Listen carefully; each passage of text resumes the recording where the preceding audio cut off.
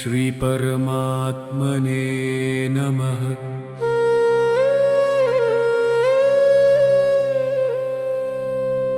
नारायणं नमस्कृत्य नरं चैव नरोत्तमं देवीं सरस्वतीं व्यासं ततो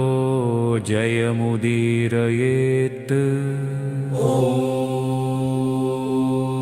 अथ सकल सौभाग्यदायकं श्री विष्णु सहस्रनाम स्तोत्रम्। हरे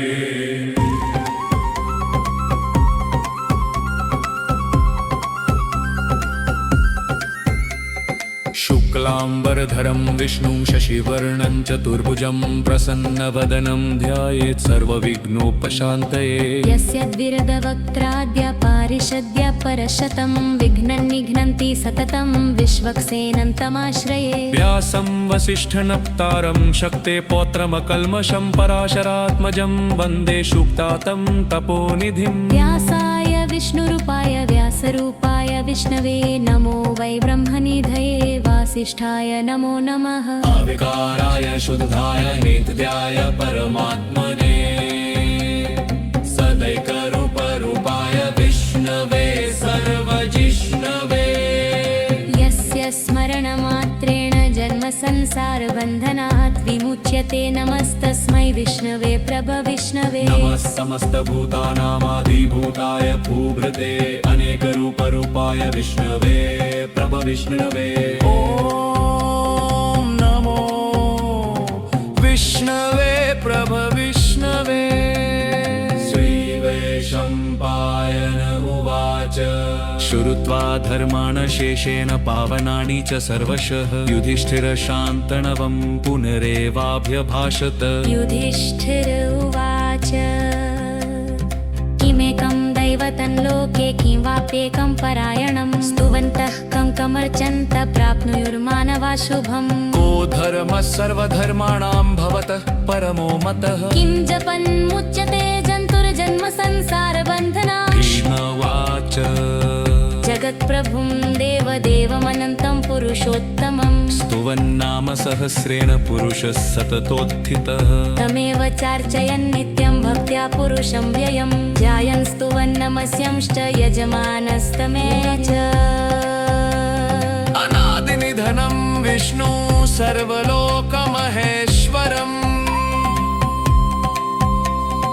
लोकाध्यक्षं स्तुवन् नित्यं सर्वदुःखातिगो भवेत्। ब्रह्मण्यं सर्वधर्मज्ञं लोकानां कीर्तिवर्धनं लोकनाथं महद्भुवं सर्वभूतभवोद्भवम्।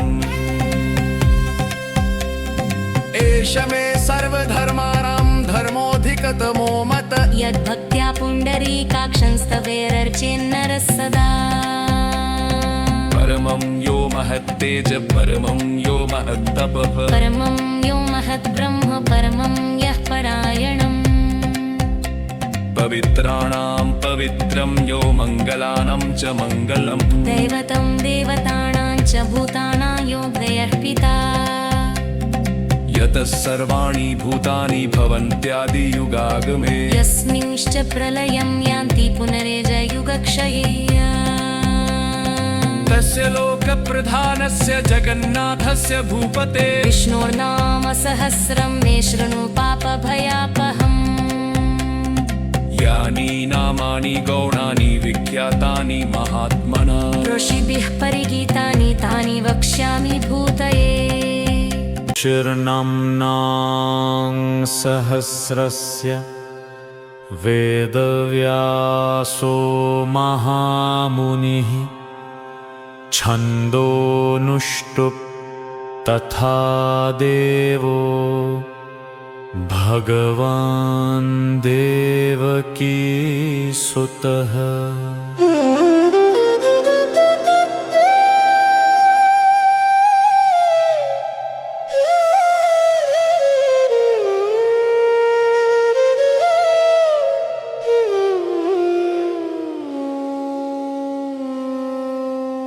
अमृतांशुद्भवो बीजं शक्तिर्देवकी नन्दनः त्रिसामा हृदयन्तस्य शान्त्यर्थे विनियोज्यते। विष्णुं जिष्णुं महाविष्णुं प्रभविष्णुं महेश्वरम् अनेकरूपदैत्यान्तं नमामि पुरुषोत्तमम्।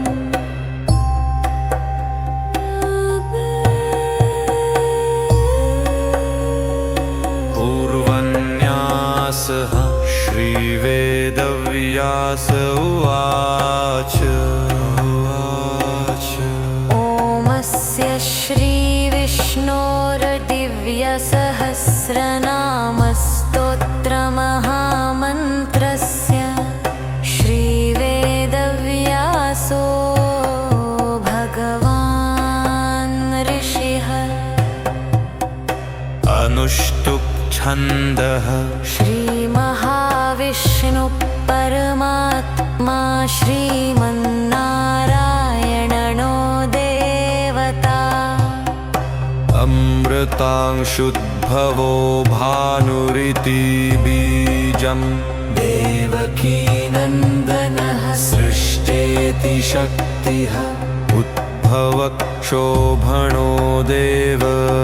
इति परमो मन्त्रः। शङ्खभृन्नन्दकी चक्रीति कीलकम् शार्ङ्गधन्वा गदाधर इत्यस्त्रम् रथाङ्गपाणिरक्षोभ्य इति नेत्रम् त्रिशामा सामगः सामेति कवचम् आनन्दं परब्रह्मेति योनिः ऋतुः सुदर्शनः काल इति दिग्बन्धः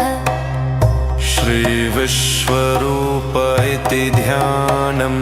श्रीमहाविष्णुप्रीत्यर्थे सहस्रनामस्तोत्रपाठे विनियोगः। अथ न्यासः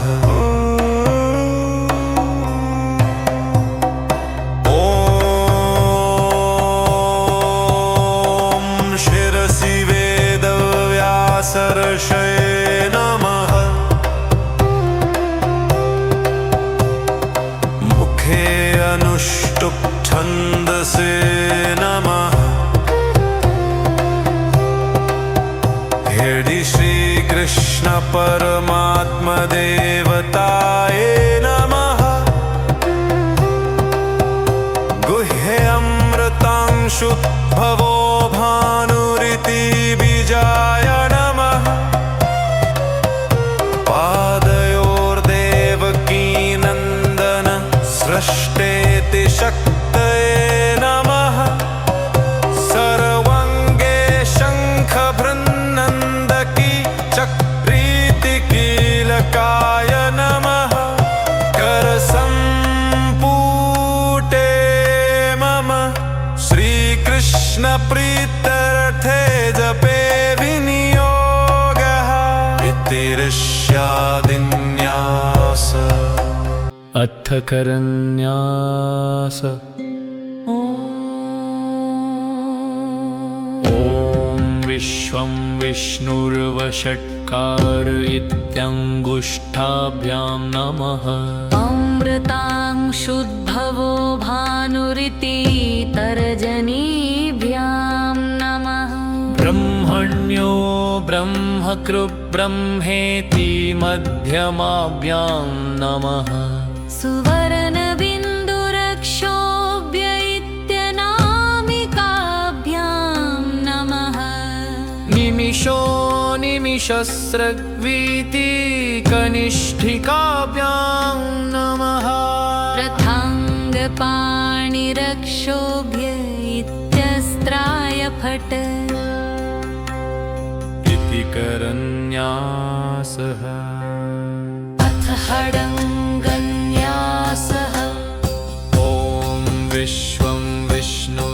षट्कार इति हृदयाय नमः अमृतांशुद्भवो भानुरिति शिरसे स्वाहा ब्रह्मण्यो ब्रह्मकृद्ब्रह्मेति शिखायैव षट् सुवर्णबिन्दुरक्षोभ्य इति कवचाय हुम् निमिषो निमिषस्रग्वीति नेत्रत्रयाय वो षट् रथाङ्गपाणिरक्षोभ्य इत्यस्त्राय फट् सुव्रत सुमुखः सूक्ष्मेति ज्ञानाय हृदयाय नमः सहस्रमूर्धा विश्वात्मेति ऐश्वराय शिरसे स्वाहा सहस्रार्चि सप्तजिह्वेति शक्ते शिखायैव षट् त्रिसामा सामगः सामेति बलाय कवचाय हुम् रथाङ्गपाणिरक्षोभ्य इति तेजसे नेत्रत्रयाय वो षट् शार्ङ्गधन्वा गदाधर इति वीर्याय अस्त्राय फट् ऋतुः सुदर्शनः काल इति भूर्भुवः सुवरोमिति दिग्बन्धः इति षडङ्गन्यासः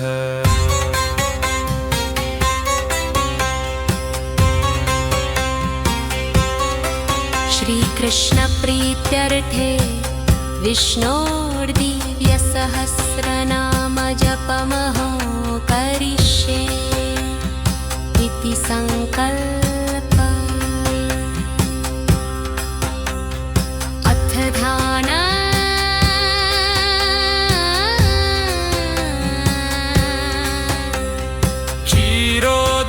क्षीरोदन्वत्प्रदेशे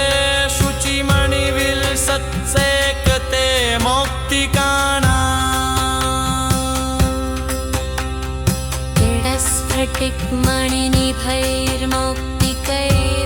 मणिनिभैर्मौक्तिकैर्मण्डिताङ्ग शुभ्रैरभ्रैरडभ्रैरुपरि विरचितैर्मुक्तपीयूषवर्षैः रानन्दीनः पुनीयादरिनलिनगदा शङ्खपाणिर्मुकुन्दध भूपादो यस्य नाभिर्वियदसुरनिलश्चन्द्रसूर्यो च नेत्रे कर्णावाशा शिरोद्योर्मुखमपि दहनो यस्य वास्तेयमब्धिः अन्तस्थं यस्य विश्वं सुरनरखगो भोगि गन्धर्वदैत्यै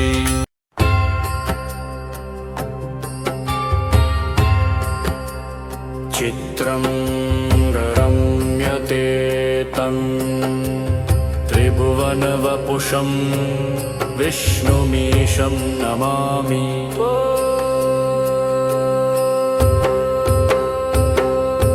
ॐ नमो भगवते वासुदेवाय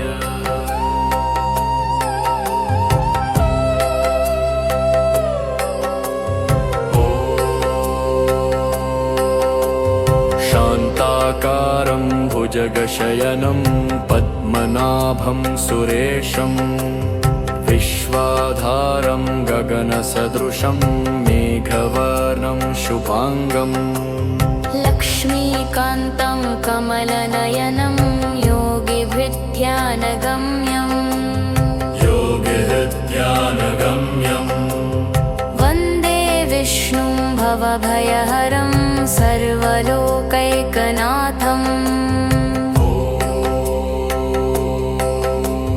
मेघश्यामं पीतकोशेयवासम् श्रीवत्साङ्कं कौस्तुभोद्भासिताङ्गम् पुण्योपेतं पुण्डरीकायताक्षम् विष्णुं वन्दे सर्वलोकैकनाथम्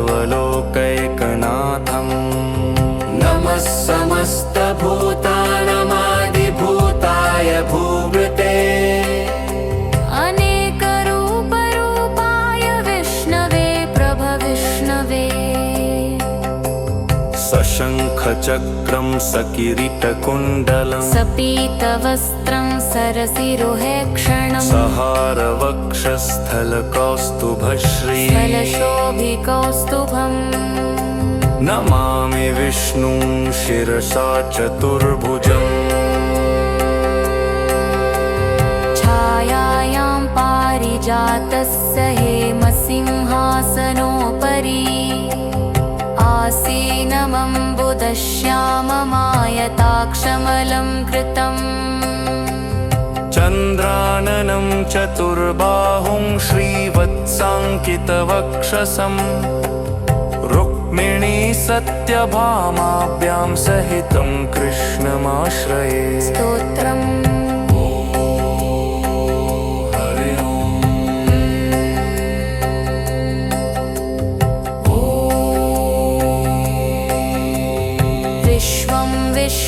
विष्णुर्वषट्कारो भूतभव्यभवत्प्रभुः भूतकृत् भूतभृद्भावो भूतात्मा भूतभावना भूतात्मा परमात्मा च मुक्तानां परमागति अव्ययपुरुषः साक्षी क्षेत्रज्ञोऽक्षर एव च योगविदां नेता प्रधानपुरुषेश्वरः नरसिंहवपुः श्रीमान् केशः पुरुषोत्तमः सर्वशर्वः शिवस्फानुर्भूतादिर्निधिरव्ययः सम्भवो भावनो भर्ता प्रभवः प्रभुरीश्वरः पुष्कराक्षो महास्वनः अनादिनिधनो धाता विधाता धातुरुत्तमः अप्रमेयो हृषीकेश पद्मनाभोऽमरप्रभुः विश्वकर्मा मनुस्त्वष्टा स्थविष्ठस्थवीरो ध्रुवः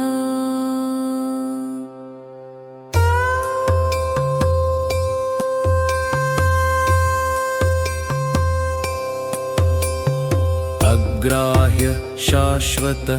कृष्णो लोहिताक्ष प्रतरदनः प्रभूतस्त्रिकुब्धाम पवित्रं मङ्गलं परम् ईशान प्राणद प्राणो ज्येष्ठ श्रेष्ठ प्रजापतिः हिरण्यगर्भो भूगर्भो माधवो मधुसूदनः ईश्वरो विक्रमी धन्वी मेधावी विक्रम क्रमः अनुत्तमो दुराधर्ष कृतज्ञः कृतिरात्मवान् सुरेश शरणं शर्म विश्वरेता प्रजाभवः अहः संवत्सरो व्यालः प्रत्ययः सर्वदर्शनः अजः सर्वेश्वरः सिद्धः सिद्धिः सर्वादिर्च्युतः वृषाकपिरमेयात्मा सर्वयोगविनिःसृतः वसुर्वसुमनाः सत्यः समात्मा संमितः समः अमोघः पुण्डरीकाक्षो वृषकर्मा वृषाकृतिः रुद्रो बहुशिरा बभ्रुर्विश्वयोनिः शुचिश्रवाः अमृतः शाश्वतस्थाणुवरारोहो महातपाः सर्वगः सर्वविद्भानुर्विश्वक्सेनो जनार्दनः वेदो वेदविदव्यङ्गो वेदाङ्गो वेदवित्कविः लोकाध्यक्ष सुराध्यक्षो धर्माध्यक्ष कृताकृतः चतुरात्मा चतुर्व्यूह भूमश्चतुर्दंष्ट्रश्चतुर्भुजः ब्रजिष्णुर्भोजनं भोक्ता सहिष्णुर्जगदादिजः अनघो विजयो जेता विश्वयोनि पुनर्वसुः उपेन्द्रो वामन प्रांशुरमोघ शुचिरूर्जितः अतीन्द्रः सङ्ग्रह सर्गोधृतात्मा नियमो यमः वेद्यो वैद्यः सदा योगी वीरः माधवो मधुः अतीन्द्रियो महामायो महोत्साहो महाबलः महाबुद्धिर्महावीर्यो महाशक्तिर्महाद्युतिः अनिर्देशयपुः श्रीमान् मे आत्मा महात्रिधर् महेश्वासो महीभर्ता श्रीनिवास सतां गति अनिरुद्धः सुरानन्दो गोविन्दो गोविदाम्पतिः मरिचिर्मनोहस सुपर्णो भुजगोत्तमः हिरण्यनाभः सुतपा पद्मनाभः प्रजापतिः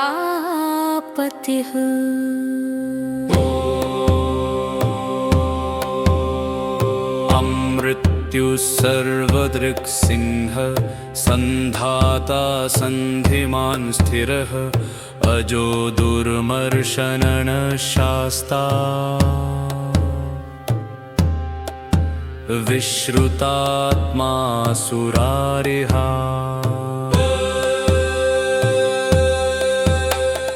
गुरुर्गुरुतमो धाम सत्य सत्यपराक्रमः निमिषो निमिषस्रग्वी वाचस्पतिरुदारधीः अग्रणीर्ग्रामणीः श्रीमान् न्यायो नेता समीरणन सहस्रमूर्धा विश्वात्मा सहस्राक्षः सहस्रपात् आवर्तनो निवृत्तात्मा संवृतः सम्प्रमर्दनः आहः संवर्तको वो निरनिलो धरणीधरः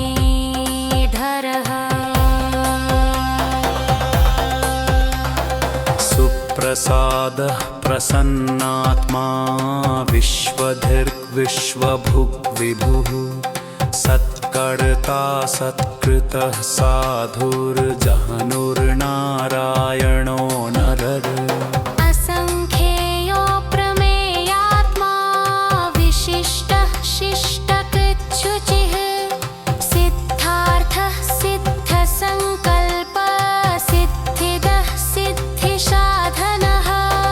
वृषाहि वृषभो विष्णुर्वृषपर्वा वृषोदरः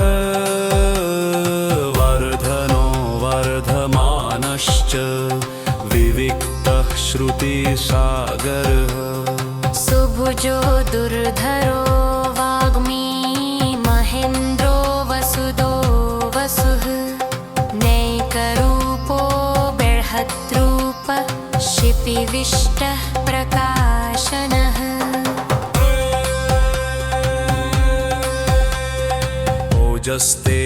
ओजस्तेजोद्युतिधर प्रकाशात्मा प्रतापनः रिद्धस्पष्टाक्षरो मन्त्रश्चन्द्रा शूरभास्करद्युतिः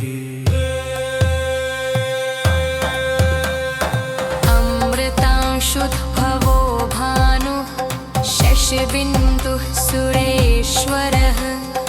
औषधं जगतः सेतुः सत्यधर्मपराक्रमः भूतभव्यभवन्नाथः पावनो मनो नलः कामः कामकृत्कान्त कामकामप्रदः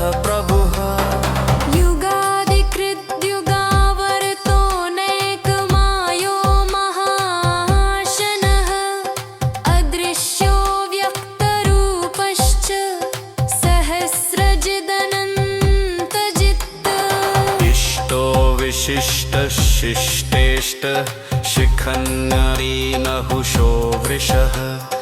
क्रोधः क्रोधकृत्कर्ता विश्वबाहुर्महीधरः अच्युतः प्रथितः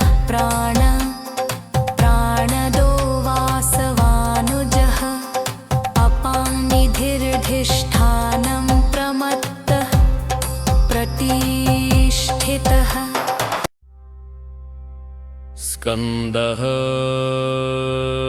स्कन्दहरो धुर्यो वरदो वायुवाहनः वासुदेवो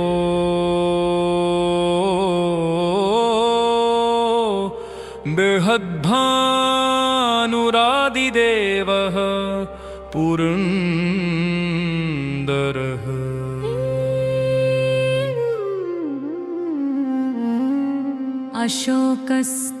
अशोकस्तारणस्तार शूरशौरिर्जनेश्वरः अनुकूलः शतावरत पद्मी पद्मनिभेक्षणः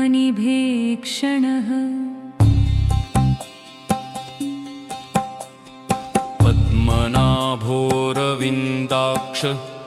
पद्मगर्भः शरीरभृत् महद्भिरुद्धो वृद्धात्मा महाक्षो गरुडध्वजः अतुल शरभो भीमः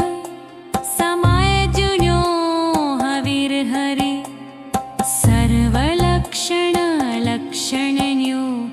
लक्ष्मीवान् समितिञ्जयः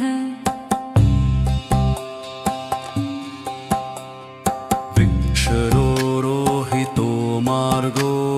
हेतुर्दामोदरः सः महीधरो महाभागो वेगवानमिताशनः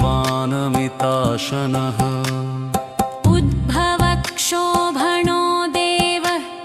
श्रीगर्भः परमेश्वरः करणं कारणं कर्ता विकर्ता गहनो गुहा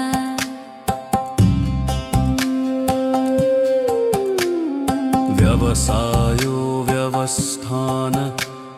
संस्थानस्थानदो ध्रुवः परदधिः परमस्पष्टः पुष्टुष्टः शुभे क्षणः रामो विरजो मार्गो नयोनयोनयः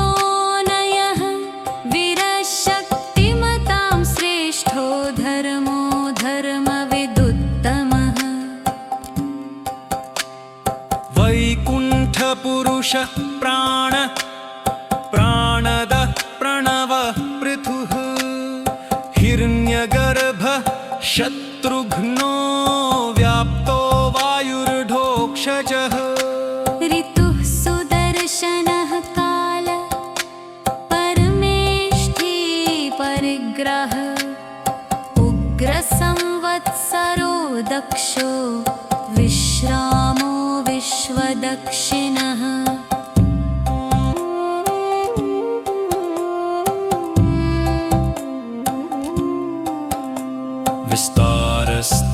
विस्तारस्थावरस्थाणो प्रमाणं बीजमव्ययम् अर्थोऽनर्थो महाकोशो महाभोगो महाधनः अनिर्विन्नस्थविष्ठो भूर्धर्मयूपो महामखः नक्षत्रने निर्नक्षत्रे क्षमक्षामः समीहनः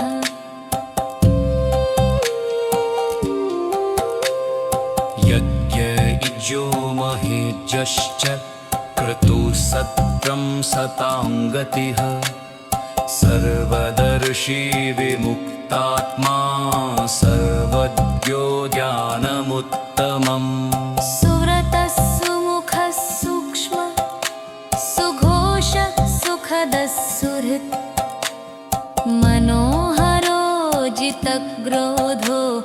वीरबाहुर्विदारणः स्वापनस्ववशो व्यापी नैकात् आत्मानैककर्मकृत् वत्सरो वत्सलो वत्सी रत्नगर्भोधनेश्वरः धर्मकृद्धर्मी सदसत्क्षरमक्षरम् अविद्याता सहस्रांशुर्विधाता कृतलक्षणना गभस्तिनेमिः सत्त्वस्थ सिंहो भूतमहेश्वरः आदिदेवो महादेवो देवेशो देवभृद्गुरुः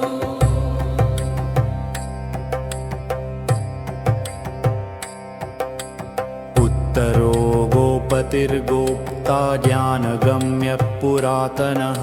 शरीरभूतभृद्भोक्ता कपीन्द्रो भूरि दक्षिणः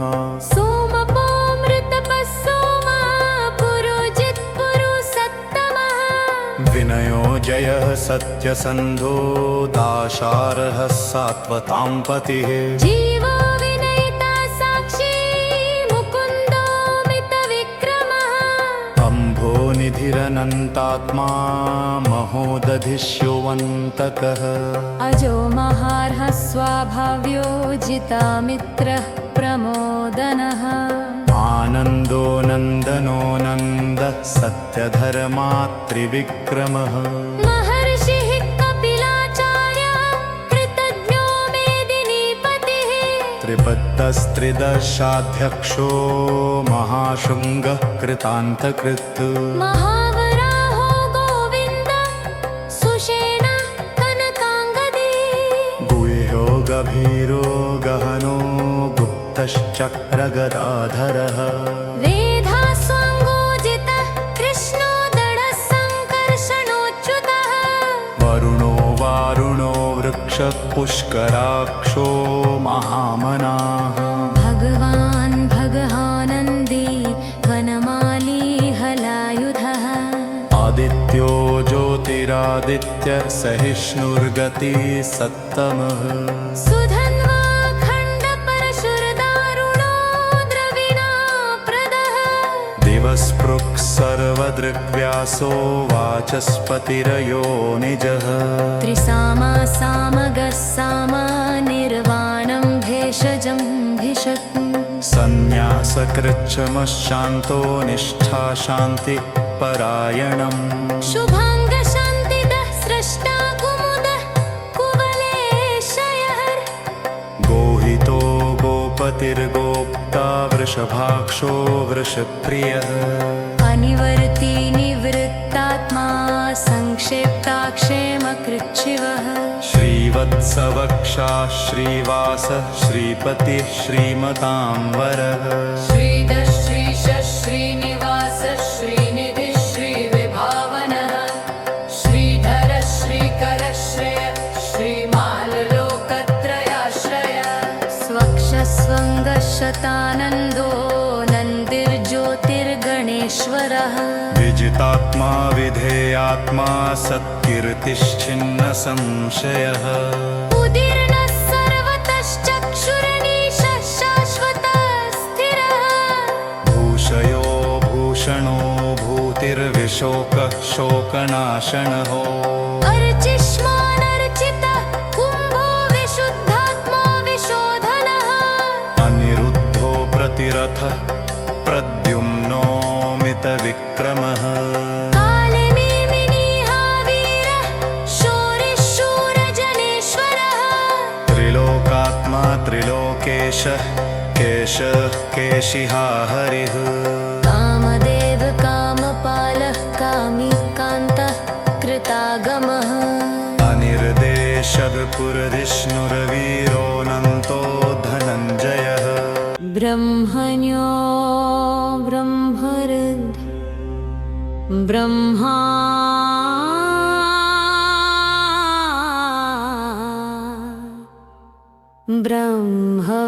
ब्रह्मविवर्धनः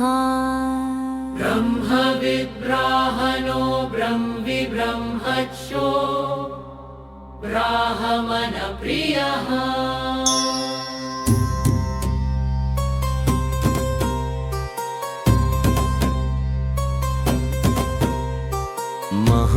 महाविक्रमो महाकर्मा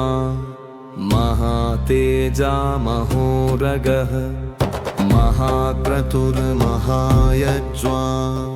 महायज्ञो महाहविः स्तव्यस्तप्रियस्तोत्रम् स्तुतिस्तोतारणप्रियः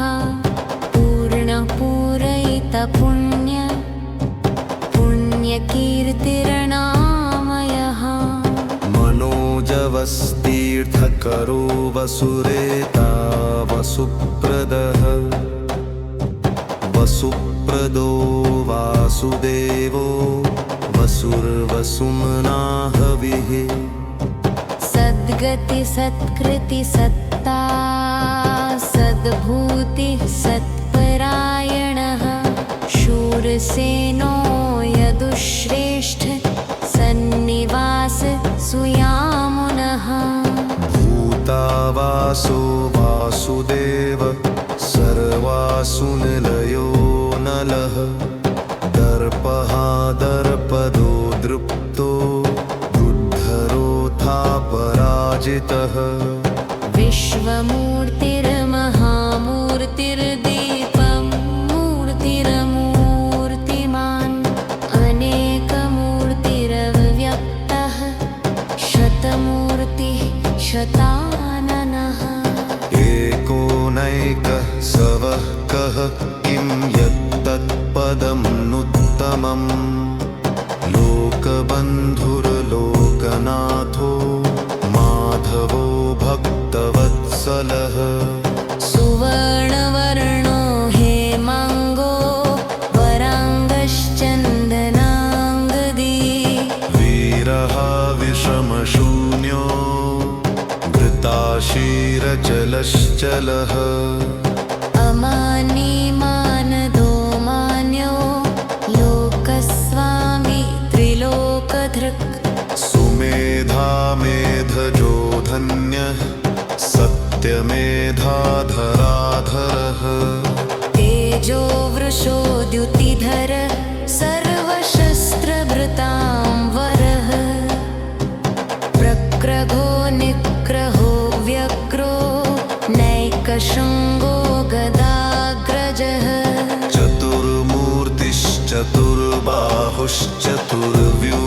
चतुर्बाहुश्चतुर्व्यूहश्चतुर्गति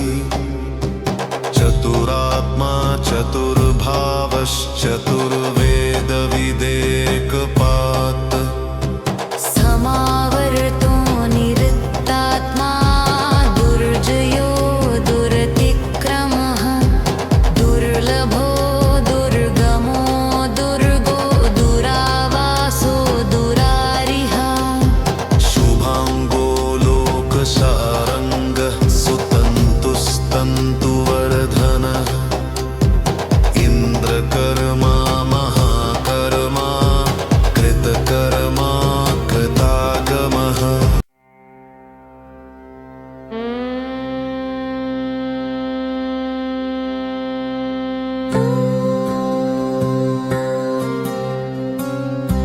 उद्भवः सुन्दरः सुन्दोरत्ननाभसुलोचनः अर्को वाससनः शृङ्गी जयन्तः सर्वविज्ञी सुवर्णबिन्दुरक्षोभ्य सर्ववागीश्वरेश्वरः महाह्रदो महागर्तो महाभूतो महानिधिः कुमुदः कुन्दरः कुन्दः पर्जन्यः पावनो नीलः अमृताशो मुटवपुः सर्वद्भ्यः सर्वतोमुखः सुलभः सुव्रतः सिद्धः शत्रुजिच्छत्रुतापनः न्यक्रोधो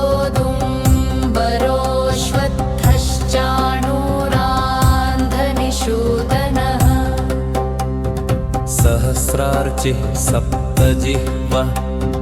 सप्तैधा सप्त भूतवाहनः अमूर्तिरनघो चिन्त्यो भयकृत् भयनाशनः अनुर्बृहत्कृश स्थूलो गुणभृन्निर्गुणो महान् अधृतः स्वधृतः स्वास्य प्राग्वंशो वंशवर्धनः औरहत् कथितो योगी योगीशः सर्वकामदः आश्रमः श्रमणः क्षामः सुपर्णो वायुवाहनः धनुर्धरो धनुर्वेदो दण्डो दमयिता दमः अपराजितः सर्वसहो नियन्ता नियमो यमः सत्त्ववान् सात्विकः सत्यः सत्यधर्मपरायणः अभिप्रायः प्रियार्होरः प्रियकृत् प्रीतिवर्धनः विहाय सगतिर्ज्योतिः सुरुचिर्हुतभुग्विभुः रविर्विरोचनः सूर्यः सवितारविलोचनः अनन्तो हुतभुग्भोक्ता सुखदो नैकजोऽग्रज अनिर्विण्णः सदामर्षि लोकाधिष्ठानमद्भुतः सनातनतमः कपिलः कपिरव्ययः स्वस्तिदः स्वस्तिकृत् स्वस्ति स्वस्तिभुक् स्वस्ति दक्षिणः अरौद्रकुण्डली चक्री विक्रम्योर्जितशासनः शब्दातिगः शब्दसः शिशिरः शर्वरीकरः अक्रूरः पेशलो दक्षो दक्षिण क्षमिणाम्बरः विद्वत्तमो वीतभय पुण्यश्रवणकीर्तनः उत्तारणो दुष्कृतिः पुण्यो दुःस्वप्ननाशनः वीरः रक्षणः सन्तो जीवन पर्यवस्थितः अनन्तरूपोऽनन्तश्रीर्जितमन्युर्भयापः चतुरश्रोगभिरात्मा विदिशो व्यादिशो दिश अनादिर्भूर्भुवो लक्ष्मी सुवीरो रुचिराङ्गदः जननो जनजन्मादिर्भीमो भीमपराक्रमः आधारनिलयो धाता पुष्पहासः प्रजागरः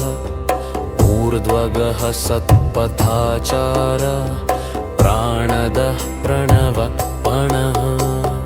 प्रमाणं प्राणनिलय प्राणभृत् प्राणजीवनः तत्त्वं तत्त्वविदेकात्मा जन्म मृत्युजरातिगः भूर्भुवः स्वस्तरुस्तारः सविता प्रपितामहः यज्ञो यज्ञपतिर्यज्वा यज्ञाङ्गो यज्ञवाहनः यज्ञभृत् यज्ञकृत् यज्ञी यज्ञभुक् यज्ञसाधनः यज्ञान्तकृत् यज्ञगुह्यमन्नमन्नादयेव च आत्मयोनिः स्वयं जातो वैखानः सामगायनः देवकीनन्दनः स्रष्टा क्षितीशः पापनाशनः शङ्खभृन्नन्दकी चक्री शारङ्गधन्वगदाधरः रथाङ्गपाणिरक्षोभ्या सर्वप्रहरणायुध सर्वप्रहरणायुध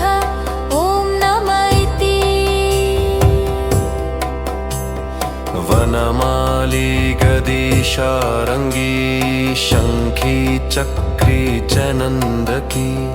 श्रीमान्नारायणो विष्णुर्वासुदेवोऽभिरक्षतु श्रीवासुदेवोऽभिरक्षतु ॐ नमः इति उत्तरन्यासः फलश्रुति भीष्म उवाच इतीदं कीर्तनीयस्य केशवस्य महात्मनः नाम्नां सहस्रं दिव्यानामशेषेण प्रकीर्तितम् य इदं शृणुयान्नित्यं यश्चापि परिकीर्तयेत् नाशुभं प्राप्नुयात् किञ्चित् सोमुत्रेह च मानवः वेदान्तगो ब्राह्मणः स्याच्छत्रियो विजयी भवेत् वैश्योधनः समृद्धः स्याच्छूद्रः सुखमवाप्नुयात् धर्मार्थी प्राप्नुयात् धर्ममर्थार्थी चार्थमाप्नुयात् कामानवाप्नुयात् कामी प्रजार्थी प्राप्नुयात् प्रजाम् भक्तिमान्यः सदोत्थाय शुचिस्तद्गतमानसः सहस्रं वासुदेवस्य नाम्नामेतत् प्रकीर्तयेत् यशः प्राप्नोति विपुलं ज्ञातिप्राधान्यमेव च अचलां श्रियमाप्नोति श्रेयः प्राप्नोत्यनुत्तमम् न भयं क्वचिदाप्नोति वीर्यं तेजश्च विन्दति भवत्यरोगो द्युतिमान् बलरूपगुणान्वितः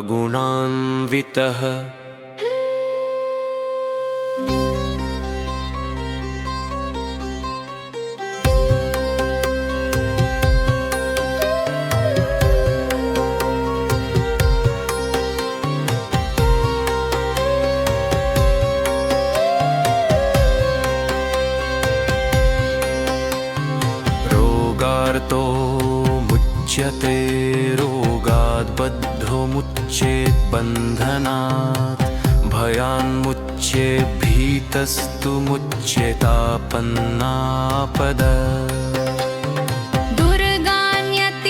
दुर्गान्यतितरत्याशु पुरुषोत्तमं स्तुवन्नाम सहस्रेण नित्यं भक्तिसमन्वितः वासुदेवाश्रयो मर्त्यो वासुदेवपरायणं सर्वपापविशुद्धात्मा याति ब्रह्म सनातनम् न वासुदेवभक्तानां शुभं विद्यते क्वचित् जन्म मृत्युजरा व्याधिभयं नैवोपजायते इमं स्तवं मधीयानः श्रद्धा भक्तिसमन्वितः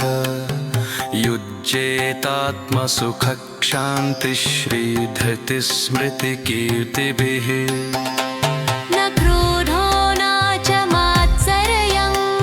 न लोभो न शुभा मतिः भवन्ति कृतपुण्यानां भक्तानां पुरुषोत्तमे द्याश्चन्द्रार्कनक्षत्राखं दिशो भूर्महोदधिः वासुदेवस्य वीरेण विधृतानि महात्मनन् ससुरासुरगन्धर्वं सयक्षोरगराक्षसं जगद्वशे वर्ततेदं कृष्णस्य सचराचरम् इन्द्रियाणि मनोबुद्धिः सत्त्वं सत्त्वं तेजो बलं धृति वासुदेवात्मकान्याहुः क्षेत्रं क्षेत्रज्ञ एव च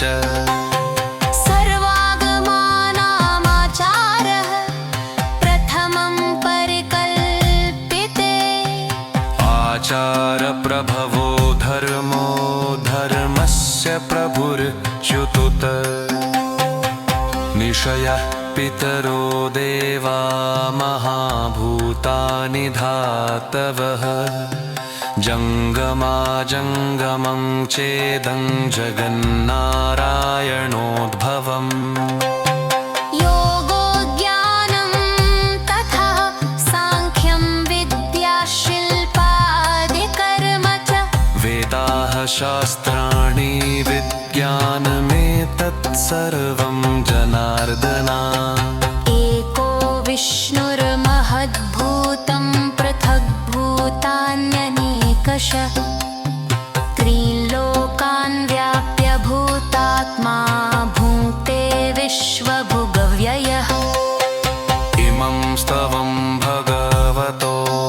विष्णोर्व्यासेन कीर्तितम्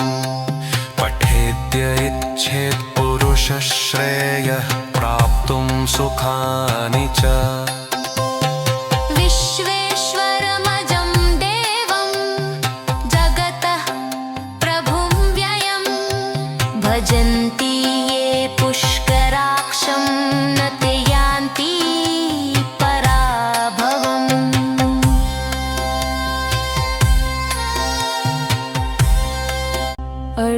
अर्जुनुवाच पद्मपत्रविशालाक्ष पद्मनाभसुरोत्तमम् भक्तानामनुरक्तानां त्राता भवजनार्दनम्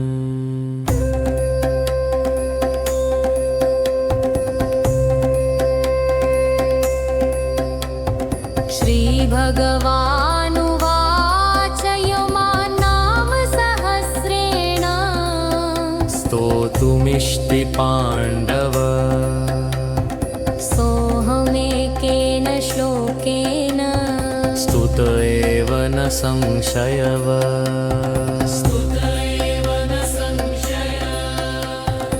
ॐ नम इति व्यास उवाच वासनात्वासुदेवस्य वासितं भुवनत्रयं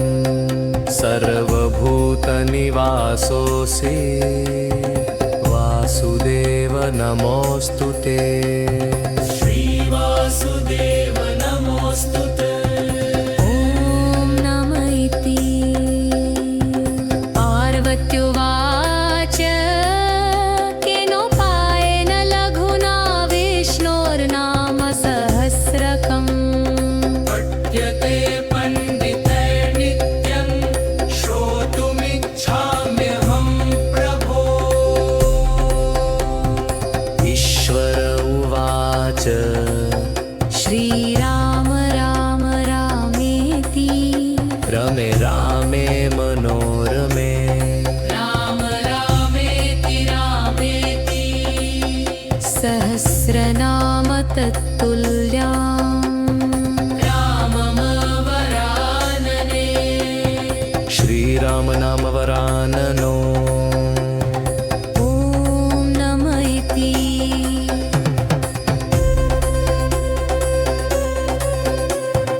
ब्रह्मोवाच नमोऽस्त्वनन्ताय सहस्रमूर्तये सहस्रपादाक्षशिशिरोरुबावे सहस्रनाम्ने पुरुषाय शाश्वते सहस्रकोटियुगधारिणे नमः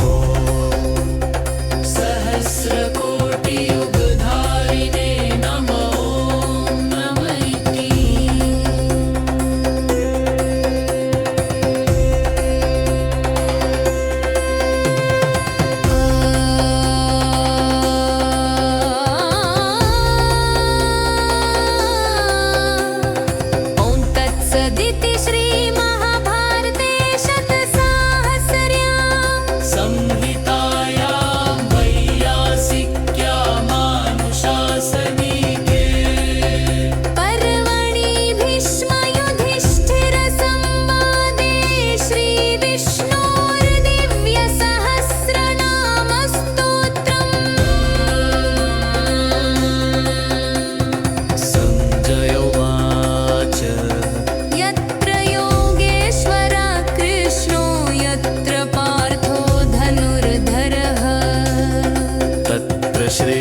अजयो भूतिर्ध्रुवा नीतिर्मतिर्मम श्रीभगवानुवाच अनन्याश्चिन्तयन्तो मां ये जना पर्युपासते तेषान्नित्याभियुक्तानां योगक्षेमं वहाम्यहम् परित्राणाय साधूनां विनाशाय च दुष्कृताम् धर्मसंस्थापनार्थाय सम्भवामि युगे युगे